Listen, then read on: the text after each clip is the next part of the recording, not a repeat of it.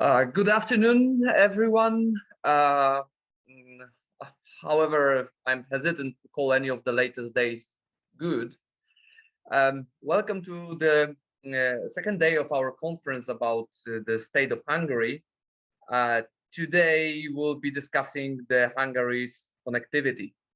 Um, Hungary has been known for a long time to be able to so-called play on many pianos, meaning having very special relationships with many sides that are usually not necessarily talking to each other very well. And that was a position that allowed to reap a lot of rewards and ability to go on with the many lucrative deals and ability to be sometimes a bridge between places.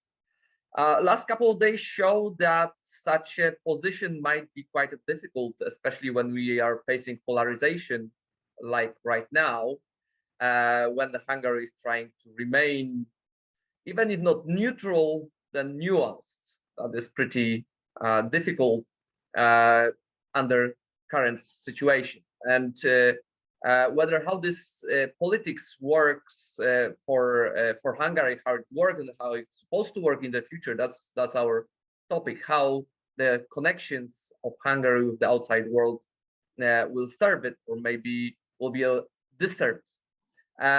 Today, as a keynote, we have a very distinguished guest. Our guest is Peter Balázs, who is a former Minister of Internal Affairs of Hungary, also a professor at the Open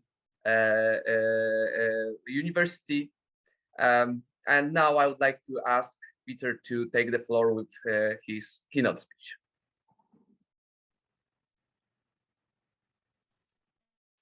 Okay, thank you very much. Good afternoon, everybody. And first of all, let me express my gratitude and thanks to Wojciech and all those who have organized this series of events and who are listening, because as a Hungarian citizen, I am really glad that all of you show your interest for what is happening in our country 1 month before the next decisive parliamentary elections, and under the pressure of an unexpected and unprecedented aggression and conflict situation in Europe. Connectivity is a very complex issue, and I was just thinking how to approach this short introductory speech of mine. It's a general question of being a member of an alliance. How deep is the inclusion of a country into a system? Hungary, just like several neighbors, we are part of the transatlantic community, member of NATO, member of the European Union, member of the Council of Europe, and several OECD and several other organizations. And the question is the degree and the quality of inclusion, first of all. Of course, especially in the light of the latest developments in Europe, the first question is the inclusion of the armed forces into a larger system and the operability of defense structures. But there are more obvious and everyday aspects of inclusion, and which are working mainly on the economic side. And having in mind that the various sanctions applied or planned on Russia, I think the economy is a very important issue, especially 3 areas of the economy: trade, transport, and energy. Of course, there are other issues under the title, under the headline of connectivity, like research, for instance, to what extent are research capacities of a country included into larger networks or culture or the civil society. So we could go on, but I would limit myself in the next minutes to those three issues about trade, transport, and energy, which seem to be rather important in our days. And I would put three questions in the relationship to all the three. The first I have already mentioned, this is the depth or the degree of inclusions and the quality of inclusion. The second one is the relationship, the attitude of the governing elite. In the case of Hungary, I would put this word into quotation marks, but those who govern, what is their relationship, their attitude to the given situation, to the given inclusion? Do they consider it as good or bad? Would they like to increase the degree of inclusion or decrease? What do they think about dependence? Is it good or bad in their consideration? And after this political attitude to the problem of inclusion comes a third question about alternatives. Are there alternatives at all, realistic alternatives to the given situation? And if yes, what are the political choices or intentions of governing political forces? Now, let's take the first example, which is trade. Of course, the European Union occupies a dominant place, as in the case of most EU member states. For Hungary, it's about 72 to 74%, according to last year statistics. And again, it's not a unique phenomenon, rather common, mainly with the Visegrad countries, that within the EU, Germany holds the lion's share. Germany has a dominant role. We can even speak about dependence. It is interesting to compare with past situations. Those who have studied the history of Comecon trade relations know well that the Soviet Union was the dominant partner, and rather few countries liked that degree of dependence. I am quite sure that in Poland and Hungary, it was not considered as a positive phenomenon. One of the motivations of the various upheavals and revolutions was to decrease that degree, that very high degree of dependence. Now, what is interesting in our days, that the share in our national trade of Germany is comparable to that of the Soviet Union by that time. And we do not protest against that dependence. Some economists can issue some warning signals, but basically it is not a bad aspect of dependence. Why? Because first of all, relations with Germany are foreseeable and transparent, which was not the case back in time with the Soviet Union. Under normal circumstances, we can negotiate, we can speak about those problems. However, the dominance of the German car industry is, in my consideration, a source of economic problems.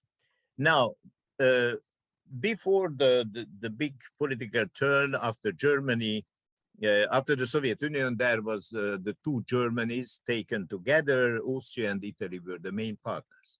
The situation is rather different today because Italy is still there, but big partners are Romania and Slovakia. So our four big partners are Germany, Italy, Romania, and Slovakia in trade, which is a normal situation because starting with our goods for sale, of course, we try to reduce, as every rational exporter, try to reduce costs and risks, and going to the nearest markets if possible. From that aspect, the EU single market is a very good place because it offers a vast maneuvering area, reduces risks and costs. It is well regulated. To my taste, it's a bit over-regulated. However, it is transparent and visible. But the Hungarian government of now is considering as if it wouldn't be the best solution for Hungary. It is not said in a direct way. However, in repeating some well-known Russian political slogans, decline of the West, rise of the East, so there is a lot of indirect hints of the Orban government suggesting that our market presence in the EU is not the best solution for Hungary. And the open declaration of some alternatives is proving that attitude. We have witnessed an Eastern opening program of the Orban government, and after that, a Southern opening. Now let's see the realities. Russia was the first target of the Eastern opening. Our exports to Russia are equal to those to Croatia. So Russia is the same size of market for Hungary, like neighboring Croatia. Turkey, another one. Turkey's, our exports to Turkey are equal to that of Serbia. So Turkey is an equal market to Serbia, slightly more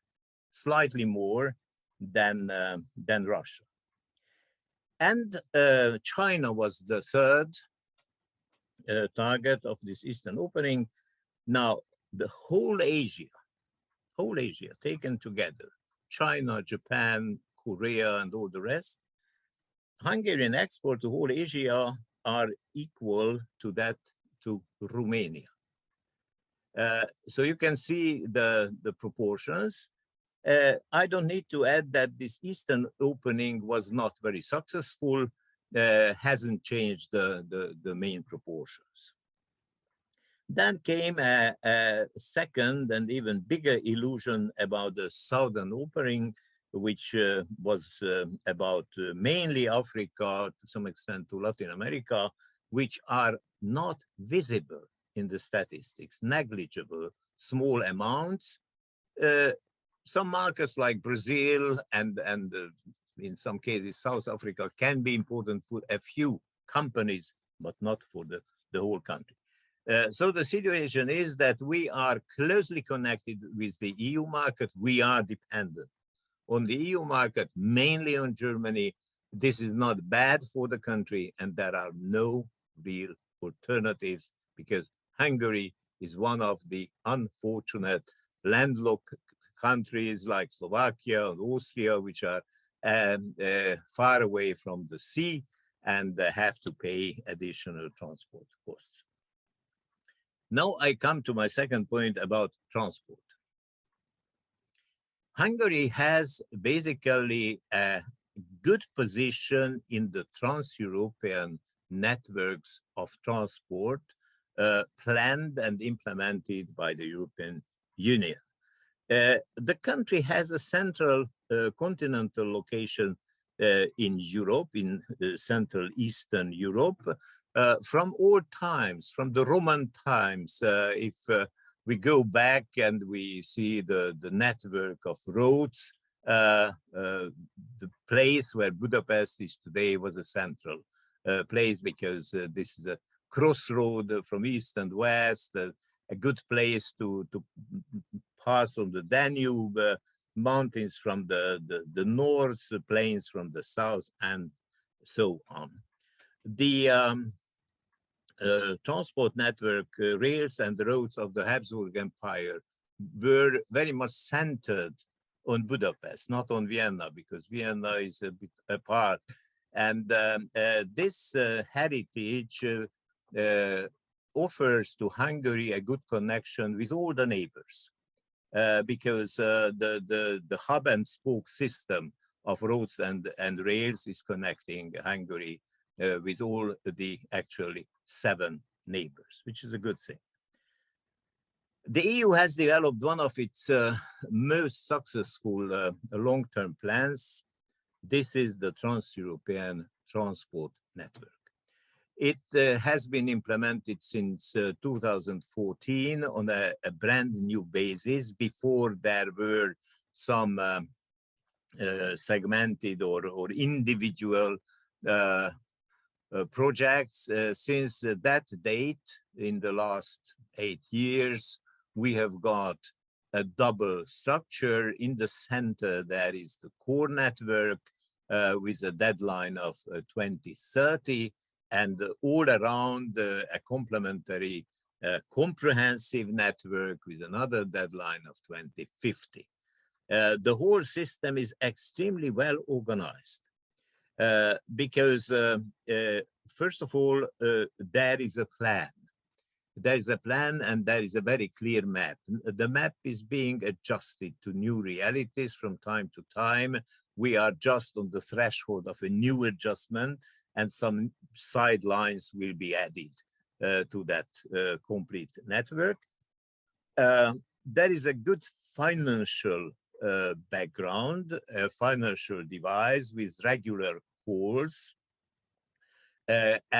Since roughly 2 years, we have got a blended call system, which is combining EU money, EU funds, national contributions, regional contributions, and banking devices. After the calls, there are regular recalls of unused money. So this is the well-known message, use it or lose it. If after some time the EU contribution is not used, it is being recalled. There's a good legal basis in parallel with the EU budget, with the 7-year budget, and an excellent management of the whole system. The network has been subdivided into 9 big transnational corridors, which are for the first time in the EU history since 2014, multimodal corridors. So on the one direction, there is rail, internal navigation, seaports, bridges, pipelines, everything is taken together under one management. Coordinators are taking care of the individual corridors, and the corridors have a so-called corridor forum which brings together all the parties, first of all, the member states. Hungary is in a very special and good position because it is on the map of 3 corridors. One is the Mediterranean corridor coming from Spain, Italy, and then entering Hungary from the Slovenian side and going up to Ukraine.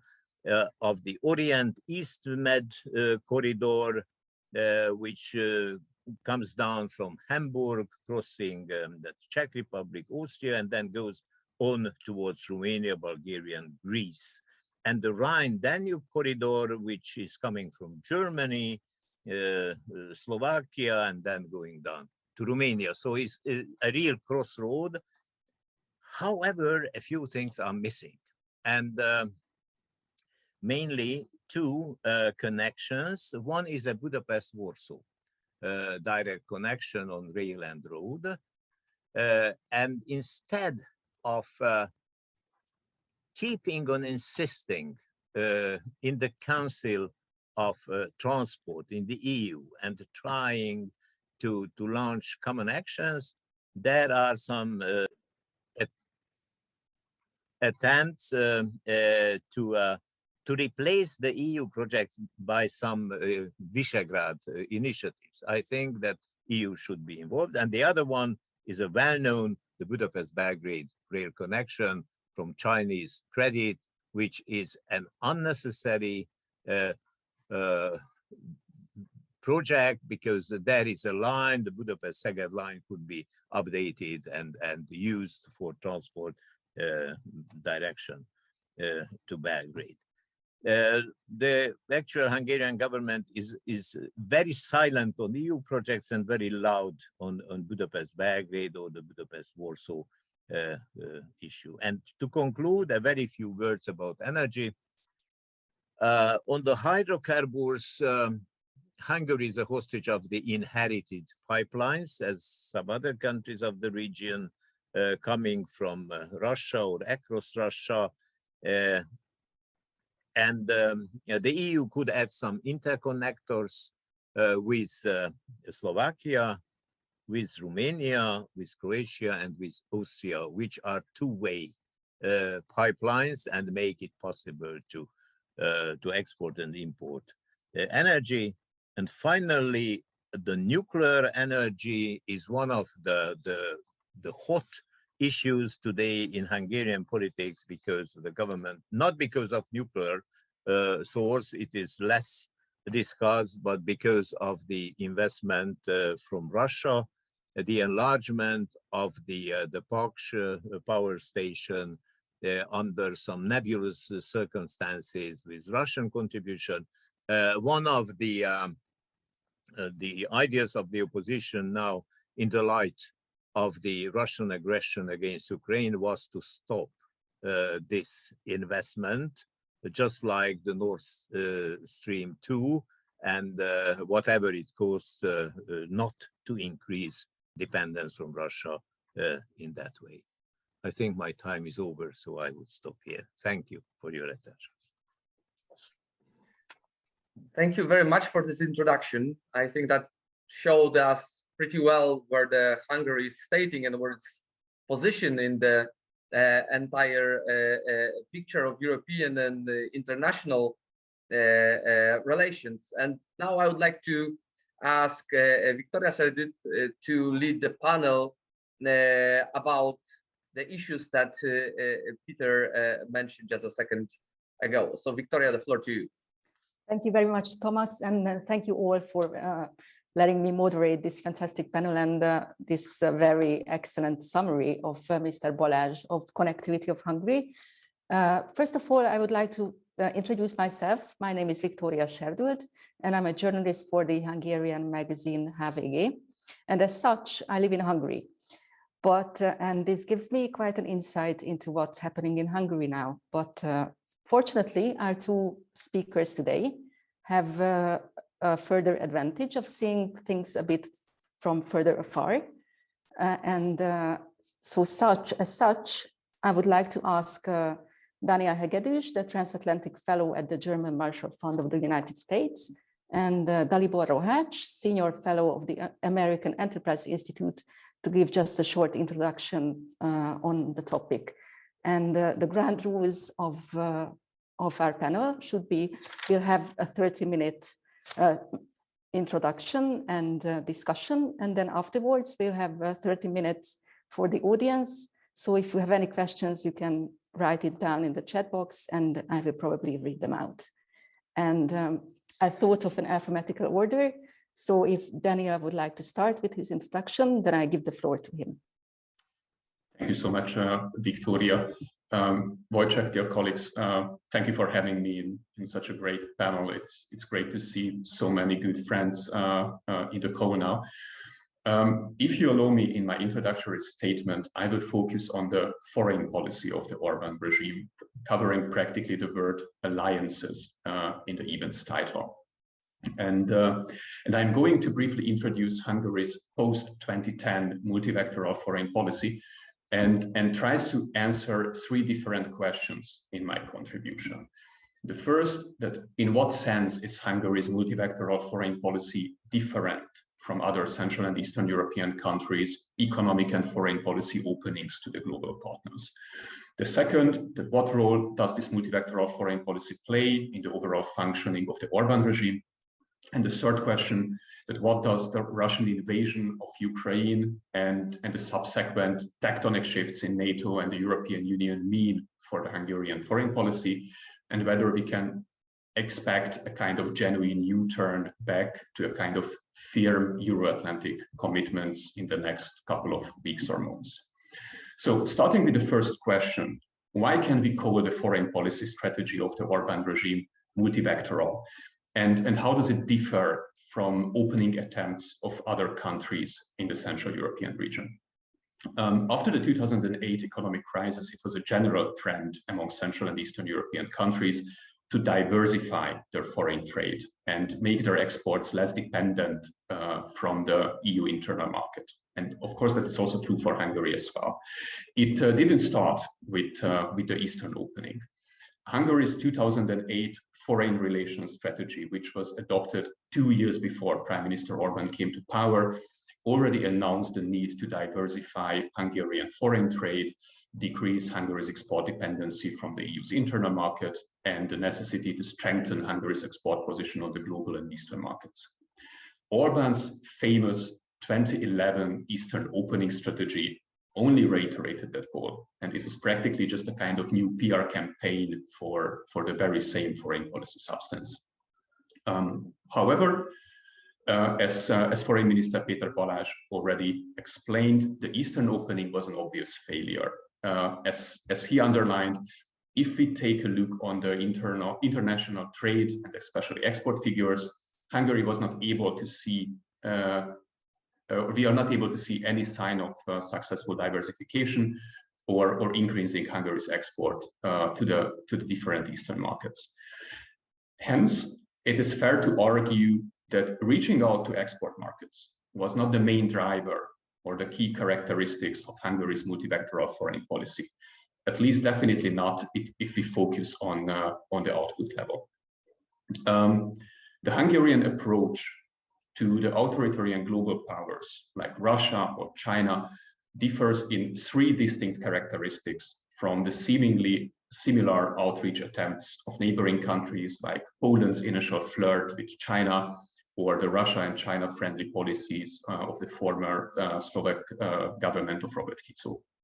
And the first difference is that the Orbán regime offered Hungary as a geopolitical hub and springboard for Russia and China in strategic sense. And therefore, it also compromised both Hungarian national security and EU and NATO interests. The country became a safe haven for Russian and Chinese intelligence. It hosts the Russia-controlled International Investment Bank. It will host the Fudan University campus. And the country also contributed, as Foreign Minister Balázs mentioned, to connectivity projects with high geopolitical importance for authoritarian players like the Belgrade-Budapest railway line. Furthermore, Hungarian diplomacy became a firm representative of Russian and Chinese positions, made it be the echoing of the Chinese narrative in the 2016 South China Sea arbitration case, blocking EU foreign policy positions regarding Hong Kong or Xinjiang, and also repeatedly offering diplomatic red carpet for Vladimir Putin. And even if it's a matter of fact that Hungary never blocked EU sanctions against Russia, the possibility of a Hungarian veto was always an important insecurity factor in the EU decision-making. The second difference is that in contrast to the other Central and Eastern European countries, ties to Russia, China, or other countries like Azerbaijan or Turkey have had an important layer of strategic corruption in the case of Hungary, and the emphasis is on the word strategic. While with the exception of some Chinese foreign direct investment, the real economy haven't really profited from these relationships, Orbán's cronies have. strategic corruption is one key rationale behind the foreign credit financed mega projects like the Paks-2 nuclear power plant, the Belgrade-Budapest railway line, or the Fudan University. But strategic corruption also has had other forms, like, for example, the MET gas trading scheme, if you are remembering that from the years before 2015. And the third difference is that in contrast to other Central and Eastern European countries, although Poland might be in this respect a kind of exception, the regime of Prime Minister Orbán created a domestic and international narrative that challenged the very fundaments of Hungary's existing Western alliance network.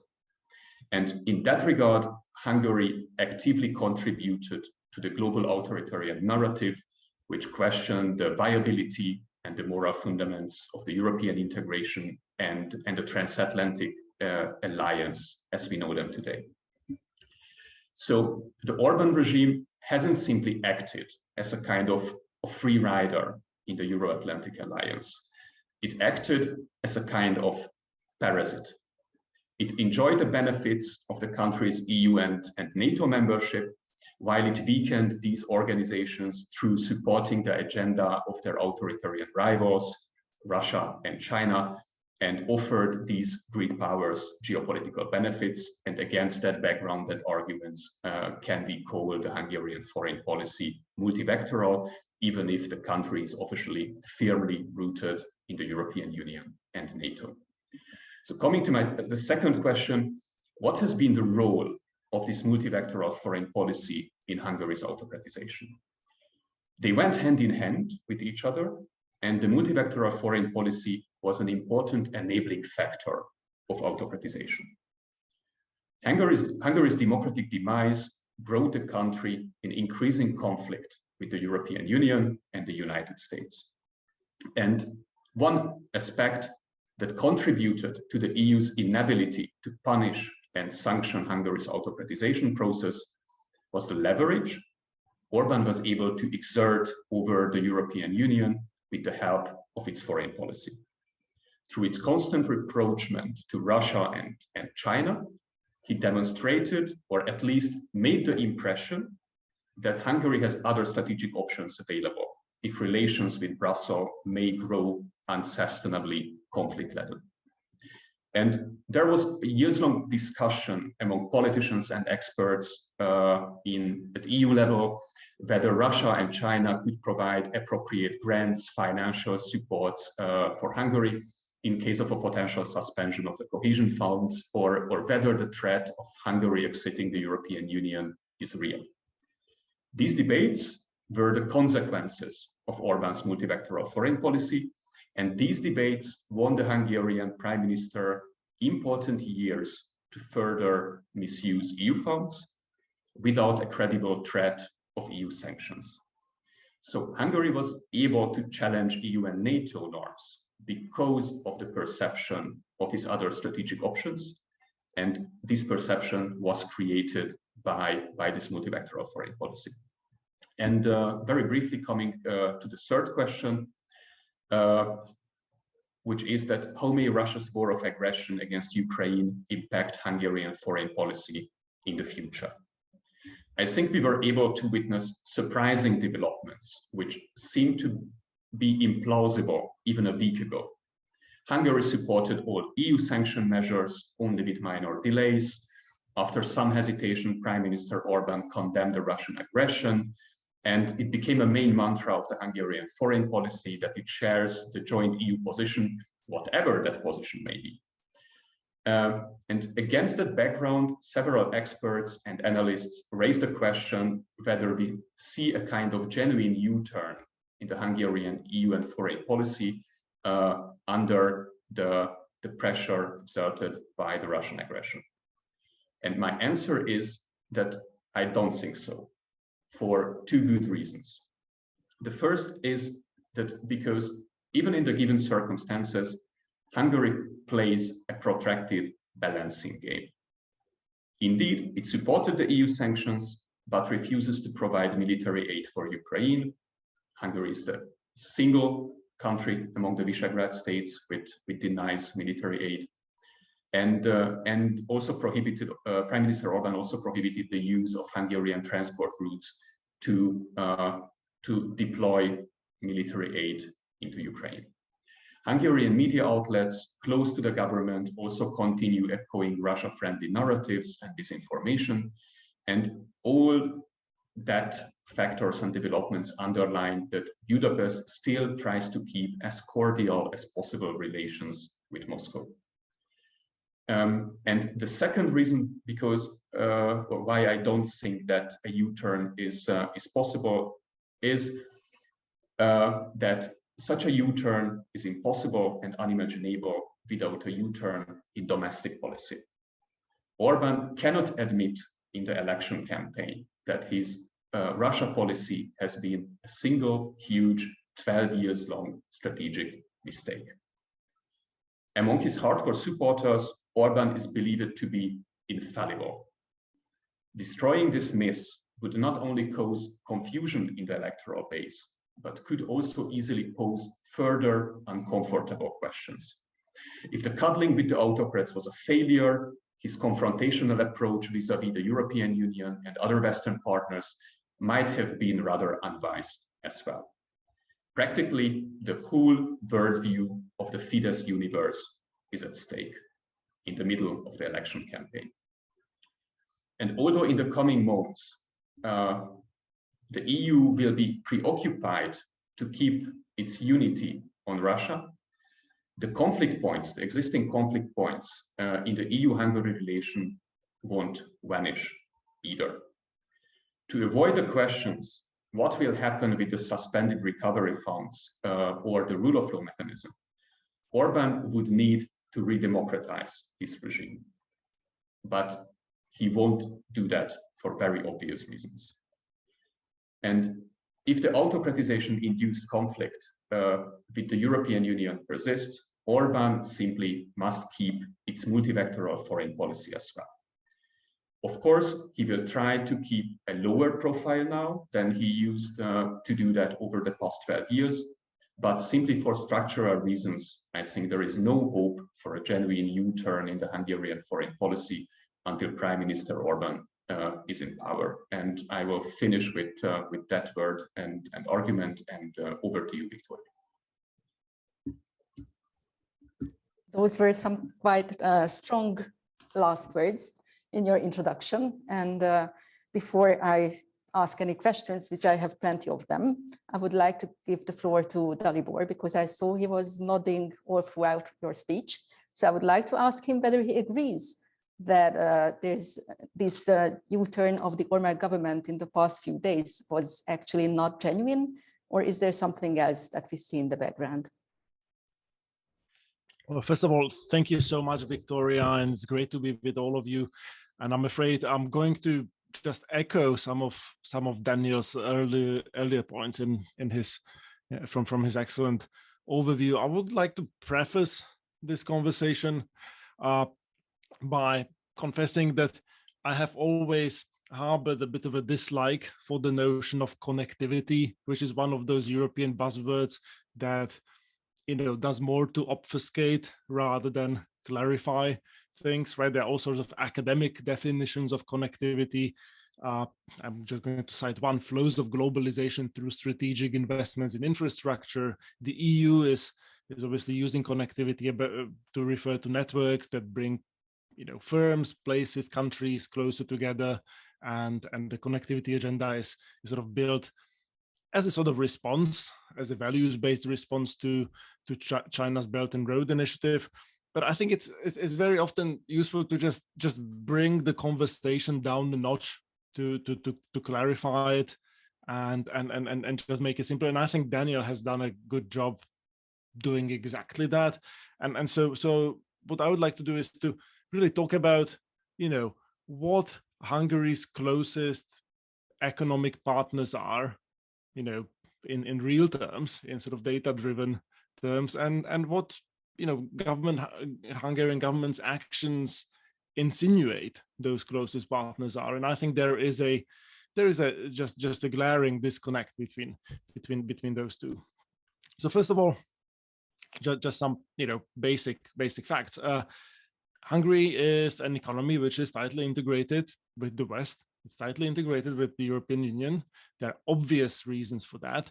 The sort of most basic one is the fact that economies that are closer together geographically tend to trade more, and economies that are bigger tend to trade more, right? The sort of simple gravity equation explains, most of the variation in international trade. It's a very striking pattern at a time when transport costs and costs of information have fallen dramatically across the world. We still tend to trade more and have more economic interactions with people who are closer to us. You don't build value chains that span from the Netherlands to Australia because, even in the 21st century, that would mean waiting for, for weeks to get any shipment, etc. So we just trade with our neighbors, and we trade with economies that are big, and Hungary is no exception. And the sort of idea that there are somewhere these unexploited opportunities waiting to be sort of picked by clever foreign policy outreach, I think that has always been an illusion. So, you look at Hungarian exports, these are, I think, 2020 data, $33 billion to Germany, $6.4 billion to Slovakia, $6.3 billion to Italy. Those are largest export destinations in 2020. Exports to China are lower than exports to Ukraine in 2020 data.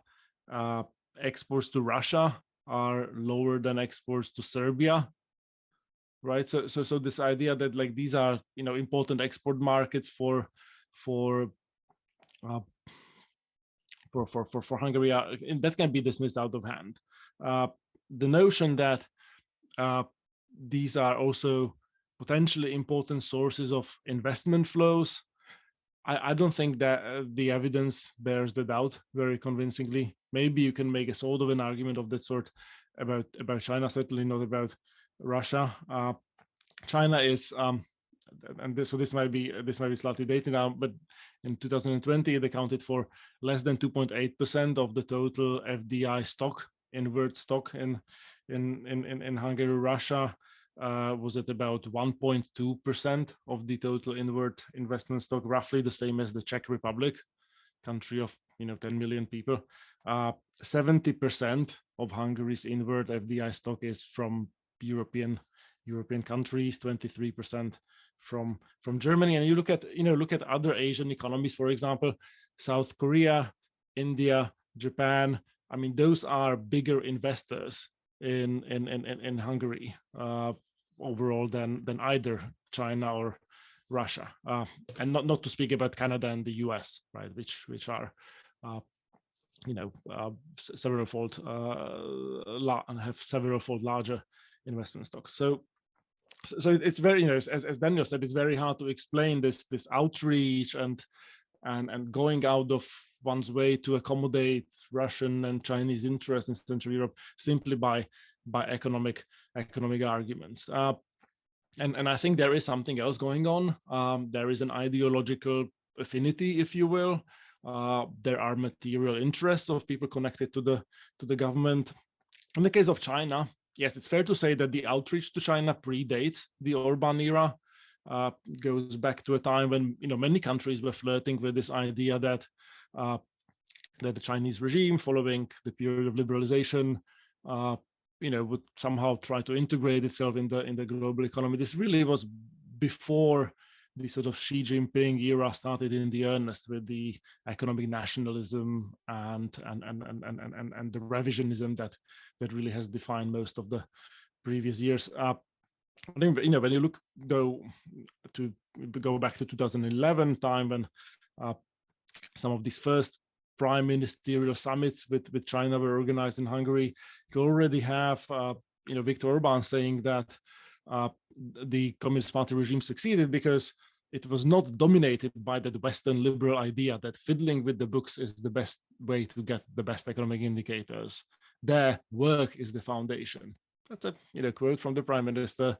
So there is a sort of striking consistency in his thinking, it seems. And at the time, okay, you could say there might be some sort of real deals taking place. Huawei I think, set up its logistics headquarters for the entire European continent in Hungary in 2011. You had the large investment in, and I'm going to mispronounce the company's name, Borsod chemicals manufacturer, worth $1.6 billion. But since then, I mean, it's very hard to sort of point to specific investment projects that would be like economically sustainable, that would be profitable on their own merits, that would not have the government directly involved, and so I think it's fair to say, with the benefit of hindsight, that this Chinese economic outreach through 17+1 or 16+1, through these various other formats, has been largely a scam. And I think people in other countries are seeing through it. I mean, Miloš Zeman in the Czech Republic was a big proponent of Chinese economic interest in Central Europe.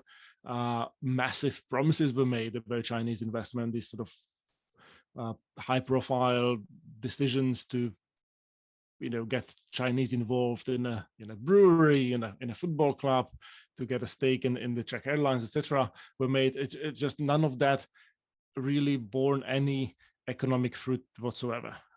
Yet Viktor Orban, would continue to call Hungary a pillar of the Belt and Road Initiative. You had these extraordinary steps like this debate about Fudan University last year, which, if it were to go ahead, would involve Chinese finance spending by Hungarian government that would exceed the entire budget of all public universities combined. I mean, it's just extraordinary. Now, and obviously, as Daniel said, this has affected Hungary's posture on various policies that have to do with China, not only within the European Union, where, let's face it, these various sort of, the council taking a position on human rights abuses, or the parliament issuing a resolution, might not be terribly consequential, but still, all of them were sort of systematically sabotaged or attempted at being sabotaged by the Orban government. But what is striking is that this has poisoned even the relationship between Orban and the Trump administration, right? This was a great opportunity for the Hungarian government to sort of strengthen the transatlantic link at the time when most of Europe was sort of unsure about what to do. Yet, Peter Szijjártó gave Mike Pompeo the middle finger when he came out with this initiative to get Huawei out of Central Europe's future 5G network. So this idea that, and I've heard this a lot from sort of pro-Fidesz commentators, pundits, that it's, for a small country in the heart of Europe, it's important to play it to all sides a little bit, to have a balanced approach. You make a little bit, some concessions here and some concessions there. Nobody has too much leverage over you. I think the evidence points that that's a really stupid thing to do in a world, especially if you are a small Central European country. I mean, you need to belong somewhere. You need to have partners that have trust in you and that are willing to come to your rescue. Hungary is now in a situation in which it is very quickly running out of genuine friends, and I don't think that's a good thing from sort of the standpoint of Hungary's national interests. And obviously, Russia is a story that only compounds this argument. I mean, you can't make a plausible argument about how deepening economic links to Russia will provide substantial material interest to Hungarians. I mean, Russia really, in the economic sense, is not a country; it's a petrol station with nukes, right? Masquerading as a first world economy. And there really is no evidence for any of that bearing any benefits. And I think it's in spite of this most recent spin the Hungarian government over Ukraine last week. It is worth noting that the relationship between Hungary and Ukraine was consistently fraught over the years, placing Hungary at odds with many of its NATO allies. Right, the effort to sort of stop Ukraine from participating in NATO summits altogether, particularly in 2018 in Brussels. In 2014, after Russia cut gas supplies to Ukraine, I think Hungary followed suit for a while. Then there's this whole story about the nuclear power in the aftermath of Russia's invasion last week. Right, the Paksh project is supposed to go ahead. There is the story about Russian arms dealers being extradited to Russia, not to the United States, in spite of the U.S. Department of Justice filing the request first. Then there is this incredible story of the International Investment Bank, sort of phony quasi-multilateral lending agency, which probably is a platform for Russian espionage and Russian interests. And I suppose a few weeks ago, I'd be willing to have a debate with somebody from the sort of pro-Fidesz side about the merits and demerits of a multi-vector foreign policy. But I think the and sort of these balancing acts that Orbán was supposedly involved in. But I suppose at this stage, when your neighbor and I'm from Slovakia, our neighbor is being shelled and bombed by thermobaric bombs, this idea that argument should be indulged in any way is to me unfathomable. And I do believe that one silver lining of this might be that this approach to foreign policy and to economic diplomacy will be discredited in Central Europe for at least a generation. That is certainly my hope. And obviously it is up to the Hungarian people to make decisions about whom they want to run the country for the next 4 years. But I do think it is a factor that might move the election campaign and the run up to the election in a direction that few people expected until last Wednesday. So I'll stop here for my initial remarks, and I look forward to the conversation. Thank you very much, Dalibor. I would love to be there when you ask these questions from Hungarian politicians in a few weeks that you just said. Well, I think we have a few minutes for further discussion before there are questions trickling in. So I'll start asking those.